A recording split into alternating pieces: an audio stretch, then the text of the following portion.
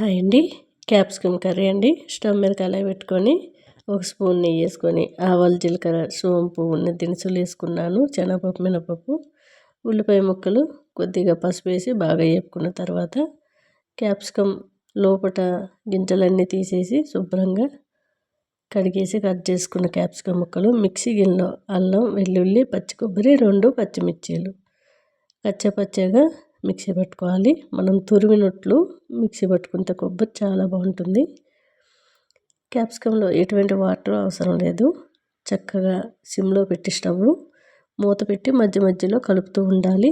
కొద్దిగా సాల్ట్ వేసుకున్నాను, rock salt. చాలా టేస్ట్గా అయితే ఉంటుందండి. మనకి సైడ్ డిష్గా వండుకొని తింటే చాలా బాగుంటుంది. ఇట్లా ఫ్రై చేసుకుంటే చాలా బాగుంటుంది. లాస్ట్లో కొత్తిమీర. క్యాప్సికమ్ ఆరోగ్యానికి చాలా మంచిదండి. చాలామంది అవాయిడ్ చేస్తూ ఉంటారు, కానీ ఎట్లా వండుకొని తిన్నా ఆరోగ్యంగా ఉండొచ్చు.